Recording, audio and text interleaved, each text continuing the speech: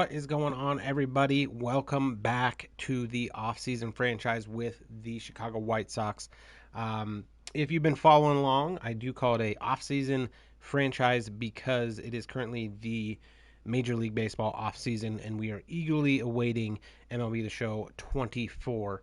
It is currently in early access, but I decided I wanted to finish this up before we hopped into 2024. So, if you caught us last time, I kind of discussed it a little bit. In case you missed it last time, we were in the middle of May in our second season, so 2024. So, not too far along in the franchise, but we kind of hit a spot where we had to kind of wrap up the series because we're going to change gears for the show 24 when it comes out here in a couple of days. So, the decision was made.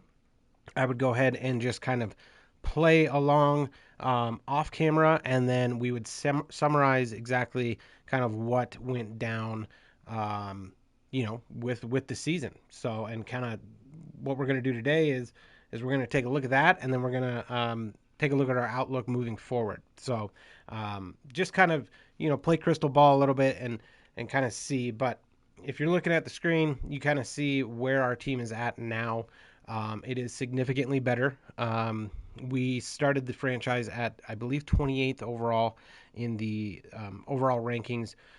We've moved all the way up to 6th. Now, that was done with some moves. I won't go into all those details. What I will go over is the moves that were made since last episode. So, when I left you, we were talking about trading for a left-handed bat, right? We looked at our stats and we looked at everything that was going on, and we were not really producing against right-handed hitting, right? So we wanted a left-handed bat that was good against right-handed hitting. During that episode, we talked about the possibility of Vladimir Guerrero, right? And how I could get that deal done, a right-handed bat. So that was what we were wrestling with. And basically what happened was the computer kind of, made my decisions for me. Basically what happened was, shortly after we simulated those 11 games, I went in there and I believe we were like here. I went in there to try and make the trade. However, Vladimir Guerrero had gotten hot. He was on a tear, so I couldn't get the deal done. They wouldn't take anybody, right? Save maybe, Luis Robert or something like that. So we did end up making a trade. We basically bundled 2 players from a team. And that whole thing kind of stemmed from the idea that, we were only playing, 2 games a month or something like that. So we needed a team that could, keep winning when we were simulating. Which is exactly what we're going to do today. We're not going to play a game. We're going to see if our team basically accomplishes what we set out to do. A team that can not only win when I'm playing with them, but win as I'm simulating. So we stand a good chance. We're currently in the playoffs, but we stand a very good chance to win the division, and then we'll see what we can do in the playoffs. But that first trade was made on, let's get to it here. On that 15th, I did not simulate anymore. I just pulled the trigger there and then after we had played. And what I did was I went out. We had talked about Brandon Lau. We had talked about McMahon, and we had talked about Guerrero. And obviously Guerrero was unavailable at that time. So what I did was I went out and got Ryan McMahon. And I also got one of their top prospects in Zach Bean, who's a right fielder. So what we had to give up for that was Moncada, which we were already kind of committed to kind of letting him go. He just didn't produce while we were simulating. And then we also let go one of our lesser first base prospects and a bottom of the barrel reliever prospect. So it was a really good deal. Obviously, it's not a good deal until it pans out. So from that spot, we were kind of meddling in the water. We weren't really doing much, really just not playing very good, baseball still while simulating. But then what happened was one of our young guys went down in Colton Cowser. So we lost him for I believe it was like 2 to 3 months, and that's where the computer kind of played my hand for me, right? First with the Guerrero thing, really not being able to do anything that made sense, and then with Cowser going down, I basically turned the end of May into my trade deadline. I thought about moving up a couple guys and moving around the roster, stuff like that. We had talked about the episode before that we really wanted to possibly get one more bat. So what we did was um, we knew we wanted to trade one of our pitchers in Kopech. So I just kind of put some feelers out, and I was able to get Jake Fraley. So I was a little hesitant because he can only really play against right-handed pitching, but that's fine. But from that moment forward, we became a completely different team. So we made the trade for Fraley. I believe it was the 25th. From that point, we lost one game, and then I believe we won 9 in a row. So we were well on our way to becoming, this really great team. And then Luis Robert went down for about 2 weeks. So that kind of killed our June a little bit. And then we started to pick up late June, and then July rolled around. We had another big win streak, and then we had the draft. The draft, going into the draft, I with all the scouting and everything, it didn't really look too promising to find, a guy that was going to be, like the next superstar, right? So really I focused on potential, and I really wanted to try and get guys that, were A and B potential. That's always my goal, but I didn't really rely too heavy on getting this great superstar. I think we did pretty good. I wish our first rounder was an A potential. He's very close. He's at an 89, but he's a guy. If you look at his hitting stats, he can fit into the lineup right away. So kind of what we wanted. However, based on the way our team's gone and stuff like that, he might get a year or two down in the minors. And then the other guys, we did get a 99 potential guy, which is massive. He is 20 though, and his overall rating is a little bit lower. And then we did go a couple more pitchers. So these are guys that, because of where our pitching is at now, hopefully 3-4 years down the road, that's when we'll see the fruits of our labor. We also went with a center fielder. It was just best available. I kind of stretched a little bit for him there, but overall, I think it was a pretty good draft. I think it gives us a good, a much better foundation moving forward with our prospects and stuff like that. So that was that, and then the All-Star game hit, and we had 4 guys make it. So and the good thing there is every single one of those guys were guys that we brought to the team, right? That's the goal. So 2 of the guys were free agent pickups in the off season, and then the trade we made at the end of May also worked out, and he became an All-Star as well. And then the pitcher in Cabrera was our draft pick. So really proud of it. Really proud of the way that happened, and obviously it means we're doing something right if we got 2 starters and 2 more guys on the team. So July ended up being our best month as a team, and even going into the later stages of July, we were 10 games up at the All-Star break, and I really didn't play. I think I played maybe this like Seattle game, but I really wasn't playing a lot. I wasn't playing 2 or 3 games a month. I was really just playing here and there. So I didn't play too many games at all. It was really basically all simulating. And then with the trade deadline at the end of July, I did not make a move. I just kind of thought that the way that our team was basically constructed, it didn't make sense to bring someone else in and kind of mess up the roster. I know that's kind of convoluted to say, but we do have the pieces to trade for people.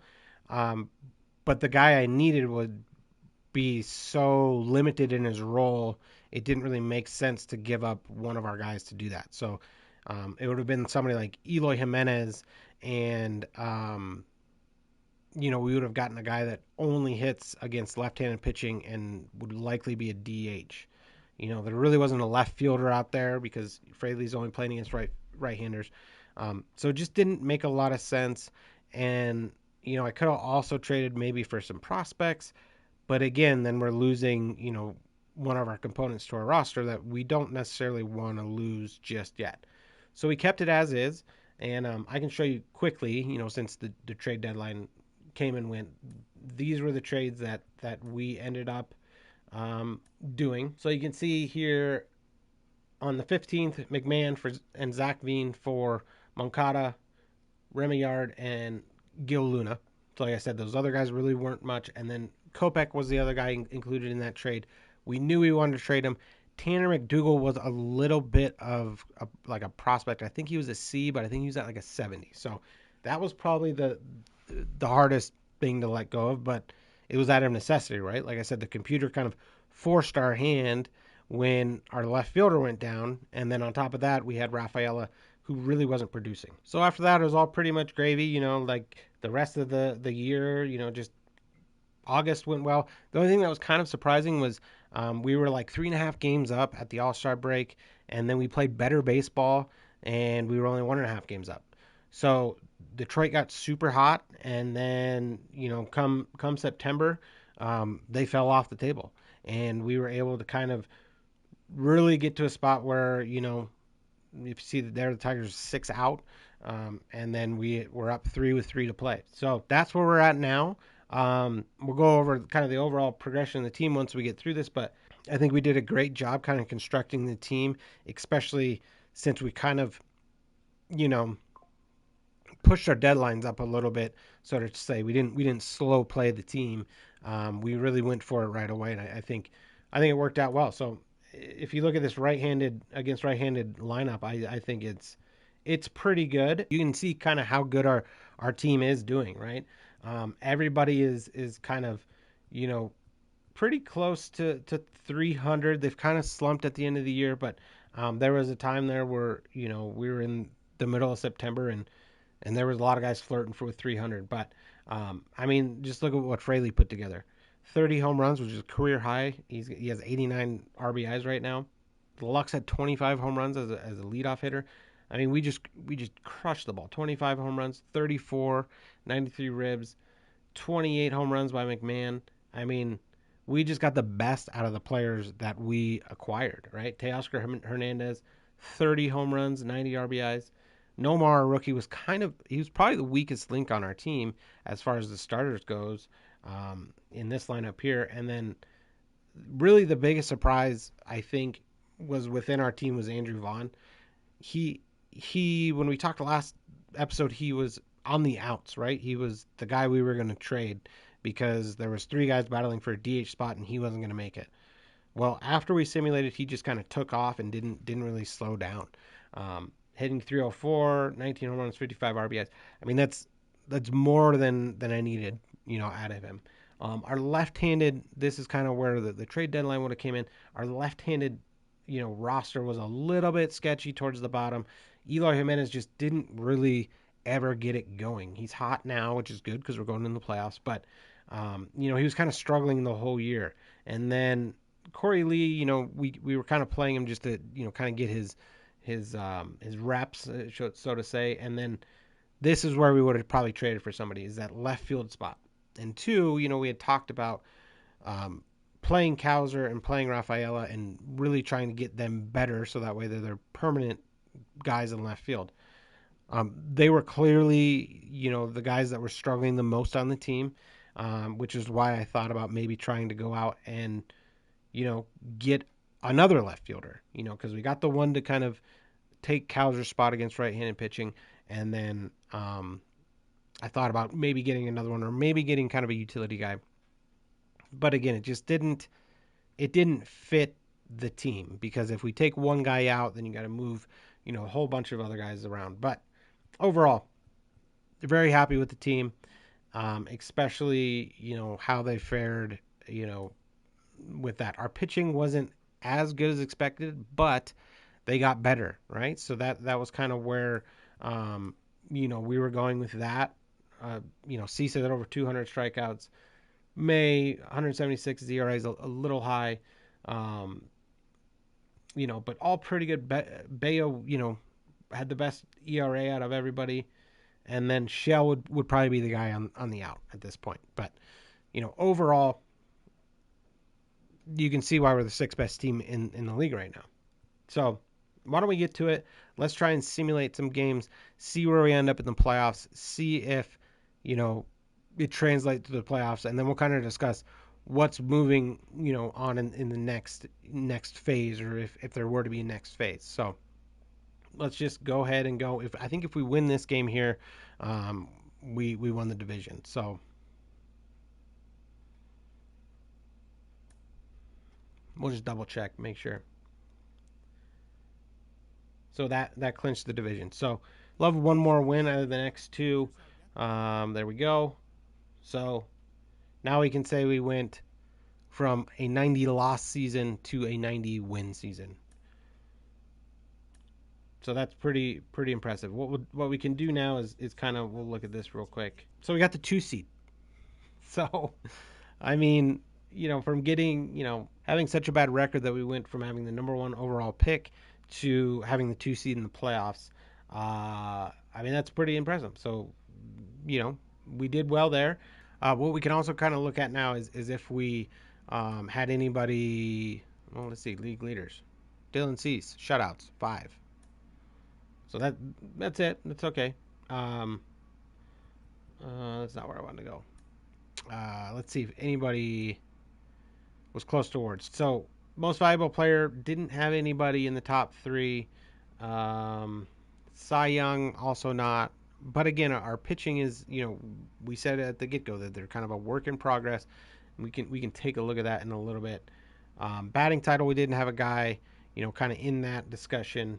Reliever of the year, I know we had Stevie Cabrera up there for a little bit. I don't. He must have fallen off a little bit, and then we're gonna have Shell finish 3rd in the rookie of the year, which we kind of hoped that Nomo would be that guy. He just really didn't put it together as far as like power goes. I still think he did pretty good overall for a rookie. And then we can just kind of Gold Glove. Cease was close. Garver was close. A catcher. McMahon, they're listing him as a second baseman. We played him at 3rd, and that's the other thing we did with McMahon. We brought him in to play first, and that was kind of where we were going with Guerrero too. Was primarily a first baseman, maybe move over to 3rd versus left-handed pitching. However, Vaughn was playing so well, and Rafaela was not, that we just moved McMahon over to 3rd full time. So he became our 3rd baseman. We didn't even carry a 3rd baseman on our roster because all the other 3rd basemen are prospects, and I didn't want to bring them up and have them sit on the bench. So it worked, and it's hard to beat out Andres Jimenez, at second base. Let's see, anybody else? Fraley almost won it in left field. A lot of almost, which is okay. I mean, there you go. Silver Slugger, Mitch Garver, and then I bet, McMahon just missed out at second base. But you can see, like, I'm happy that we went with McMahon. It ended up working out because I think in the end with Guerrero, I think we would have been unhappy with him at 3rd, and then we probably would have gone out and got a 3rd baseman and traded away Vaughn. So, now we have Vaughn to, maybe have for next year, maybe not. And I don't know. I think we have a lot more options moving forward. So with that being said, let's get to the playoffs. For some reason, the computer removed Robert Nomo off the playoff roster, so I had to add him back on. Another guy that did make the playoff roster is our top prospect, Gonzalez, at shortstop. We moved him up in the September call-ups. He didn't do all too good, but we're keeping him on the team for Naquin. So we have another infielder instead of another outfielder. But let's see who we are going to play. Okay, so we play our division rival, the Detroit Tigers. Let's just double check, make sure they kept him on. All right, so I would say this is definitely a team we can beat. They kind of looks like they stuck in at the 6, which, by the way, The Central ended up being a pretty good division that we were playing in. I said it was a winnable division because it wasn't very good. We had 3 teams make it, so we won in a good division, and now we gotta beat our division like we did every year. So let's see what we can do. All right, 4-0 win.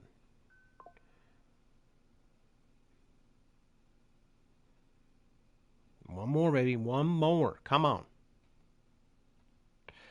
Oh, we won it in Game 7.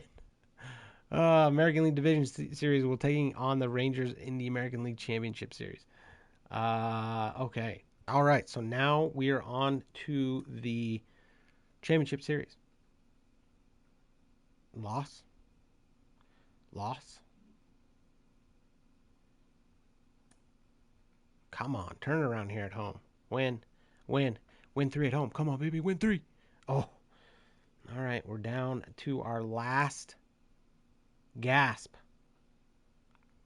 All right. So we were eliminated by the Rangers. They were the 1 seed. Hats off to them. I wish we could have played, and we probably would have done a lot better. But kind of a bittersweet end to the season. I wish we could have gone further, but I think going from basically one of the worst teams in the league to one of the best. Top. What did we end up with even after the? What did we end up with even after the playoffs? 7th. We were as high as 6 one time. You can see we're in the green in a lot of spots. So we're doing something right. So before we get to the World Series champ, I don't know if that really matters. I'd like to maybe lose to the World Series champ, but we're gonna look at the roster construction and kind of take a look at where my plan was and kind of where it would be heading if we were to continue this series. Hopefully, it gives you guys a good idea of kind of how I build my teams and how you build a team to where you never really have to worry about down years. So we'll take a look real quick and just kind of go position by position. But basically, when we started constructing the starting pitching rotation, I think it was about the trade deadline last year, I decided, that I was going to kind of get some young guys that were MLB ready because that was all we could, really do to make our team better. And then they would grow, in the major leagues. And I think we accomplished that. I think we're going to have a very good rotation moving forward. Our oldest player is 28 with Dylan Cease. And, I think he was like an 86, so he moved up to an 89. May was like an 85. He moved up to an 89. 79 to 83. So every single guy made, really good strides. And these guys will probably be, the starting rotation for the next at least 2 or 3 years. We have to re-sign May next year. But other than that, I mean, I think it's a strong squad. And then on top of that, once these guys started to get up in age, we've traded and we've developed and we've drafted basically prospects that we didn't have with a lot of these guys. B's sitting in the wings, and then we drafted 3 more. 2 were A's, another was B, and then we got a couple A's down here that are 19 and 20 years old respectively. So, we probably need a little bit. Like I said, I always want pitching, so you could always use more pitching. But I think even after these guys are kind of old and washed up, we're gonna have more guys to come. And that's the goal there. And then relievers, I just kind of dabble with in free agency, right? I mean, it's good to have Crochet. He's, making strides. And then, some of our free agent pickups did well. Some did not. So again, we'll probably like this year, it'll probably be like an every year occurrence. You go out and get a reliever that's going to make your team better. There's just none in the draft, and it just doesn't make a ton of sense to really trade for top guys because they're so volatile. So we do have Ben Joyce sitting down there. I think he was underutilized in AAA this year, so we'd have to make a move there. So relievers are just I just kind of piece them together year by year. Another thing we can do though is we have closing pitching depth, so we can move our closing pitchers that we have over to the relieving side and give us help there. There's always closing pitching in every draft, so if we move a guy over next year, we'll draft another closing pitcher. That's just kind of how it works. And then when it comes to position players, I kind of developed my team so that way most of my guys can play all over the place, and you'll kind of see how that's beneficial here in a second. So we went out and got Mitch Garver. He was probably the best player on our team this year, so that was a huge pickup. We talked about moving him to first base, which could still happen. However, we did have Vaughn kind of, play really well, and Sheets was unreal there. Both of those guys probably are not good enough defensively to play first base for me at least. Um, and then the other thing is Garver is going to start to decline, as you can see, which we knew. We signed him to I think, a 4-year deal, and I expected him to be legit for 2 years. That being said, we just drafted our number one pick overall is a 74 with the 89 potential. So we've got a guy there already ready to take over. So we can leave Garver at catcher until he starts to decline even more. And then at first base, like I said, probably a position we need help, especially defensively. But we got two guys that can really hit the ball, and they'll likely be probably our DH. So let's assume we have the first base position open, right? Let's say it's an open position, open for competition. We do have Herbert Camp. He probably won't reach that level, so we might be looking to trade for some, maybe some more help there. But if we look over here, Ryan McMahon is playing third right now, but I'll show you in a second why he might not play third for long, right? He can play first base for us, and I think that would probably be the logical solution is to move him to first base, in the foreseeable future. Robert Nomo would probably stick at second base for now, but we always have McMahon to fill in there if Nomo doesn't pan out. I think he's going to be fine. I think he'll be an 80 player and above next year. And then we might need a little bit more help in the trades. And when I'm talking about trades, I'm talking about guys that aren't going to play for a major league roster next year, or even maybe the year after that. These are guys that you're going to fit in to rebuild after, I show you the kind of the guys that are sitting in the wings, right? So we have, at catcher, we're going to have two young guys ready to take over for Mitch Garver. Right now, I'm not showing you the first baseman that, is probably there, but Andrew Vaughn's only 25 years old. And then we got Robert Nomo at second, who's 18. And then here's where we kind of get to, mix and match our guys. I don't know if either of these guys would make the squad next year. If it were last year and we were the team we were, for sure they would make the team. But what will likely happen is because these guys are so close and both ready to come up, we'd probably move Diaz over to first base and have him develop as a first baseman. So that takes care of kind of our, next wave, so to say, of, first base, prospects.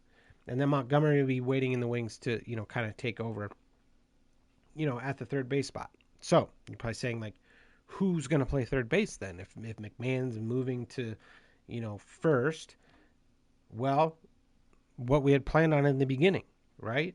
The plan was for Gavin Lux to move over to third base to make room for Jacob Gonzalez. So Jacob Gonzalez is currently at a 76. I believe when we drafted Robert Nomo, he was a 74. So we kind of have the Robert Nomo of next year in there already. Now, I think you could always use shortstops and basically that's kind of like like the center fielder. Like that's where all the prospects tend to be, right? Shortstop, third base, center field. So again, you might want to look, to try and get somebody else to reload there. But after that, we have Jake Fraley, who we did re-sign after we traded for him. He's 28. He'll likely, I think we have him through 2028. So if he lasts until 2026, I'm cool with that. Eloy Jimenez is probably a guy that it would be more beneficial to us to trade him. His hitting stats like jump off the page. He just doesn't hit. You're seeing his playoff stats there, but I think he was like one of two guys that his OPS was under 800 this year for us. if I have a team where everybody's hitting over 800, you better be hitting over 800, unless you're 18 years old.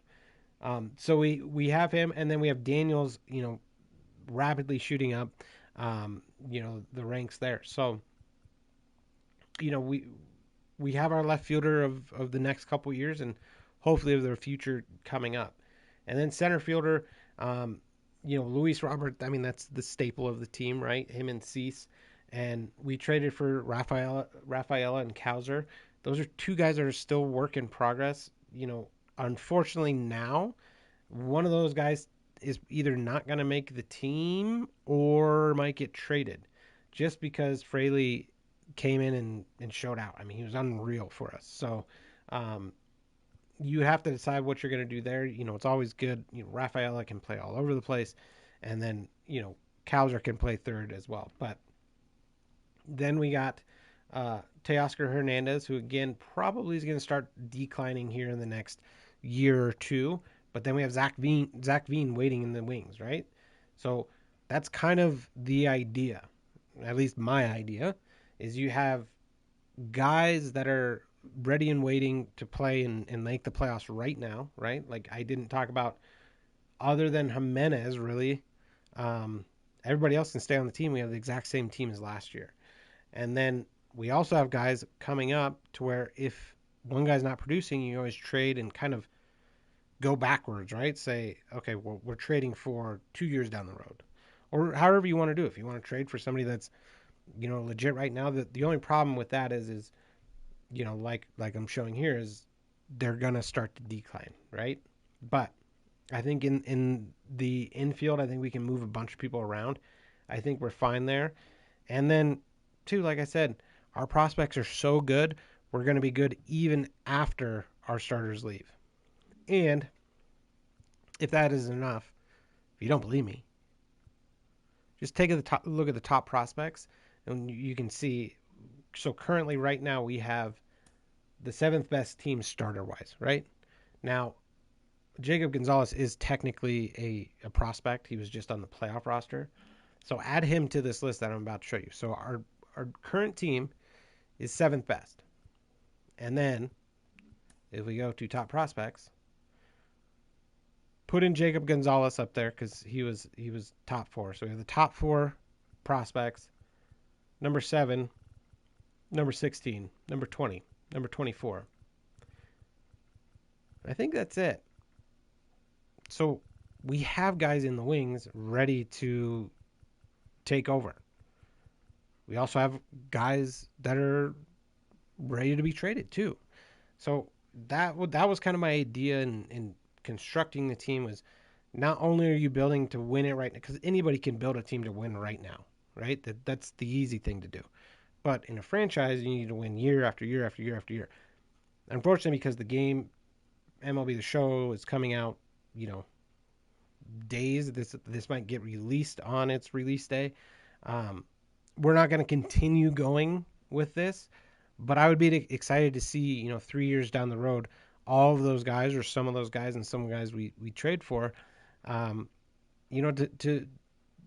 make it, and it to be a completely unique team based around the guys that we drafted and we traded for.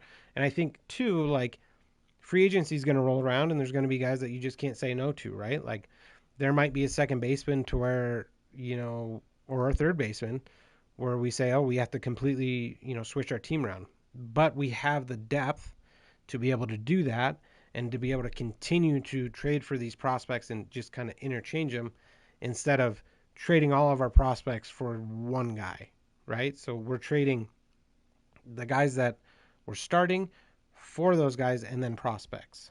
You see the difference there? Instead of prospects for superstars, you're doing semi-superstars for starters and prospects. So, if that makes sense, I'll say it again. Instead of trading scouts for superstars, you can trade starters for like semi-superstars and then prospects. So you're getting a very quality team, and then quality team behind that. That's how I go about it, and it seems to work. I mean, in 1 year we made it to the LCS. So that's kind of the bare bones of it all. Like I said, I wish we could move forward. I would be excited to see, what our team would look like, um, with free agency and everything like that. But I think we have a stable foundation, and I think when I say new look White Sox, I think that's for sure what we are. Um, not too many guys are still here. I mean, our two best players are. That's why we kept them. But after that, I mean, it's all the guys we brought in, and we lucked out on a lot of the guys we brought in. I mean, I knew McMahon was a really good player. He happened to play even better than I thought and do really well. And then Fraley, I didn't know what to expect, and I mean if you just look at that, 31-90. I mean, that's just, if you look at the last 2 years, he wasn't even close to that. So we definitely got the most out of uh, out of Fraley there. So even though we lost in the championship, I'm happy, with what our team is and what it is going forward. Let's just see who the winner was. Marlins defeated the Rangers. Okay, well, 4-2. So we didn't lose to the World Series champ. Miami won. Miami was the team that got Shohei too. So that pretty much wraps it up. I had a ton of fun, rebuilding the White Sox, even though it was extremely condensed. I think, I was able to show kind of a lot of what you could do and a lot of what I bring to my teams and franchise. I would have loved to play, a couple more seasons or maybe just do the drafts or something like that. But I'm just too excited for MLB the Show 24 to come out. And like I said, we're going to change gears a little bit. So stay tuned for that. There will be more episodes. We're just going to kind of change gears for 2024. And it'll be exciting to kind of see the new features and experience that game, for the first time. So I hope you guys enjoyed, this quick little ride we went on with the White Sox. And don't forget to like and subscribe. If you have any questions or comments, or any tips for me, or need any tips, go ahead and leave them down below. I'll try to get to as many as possible. But other than that, stay tuned for MLB The Show 2024 content coming your way very soon. Thanks again, guys, and we will see you later.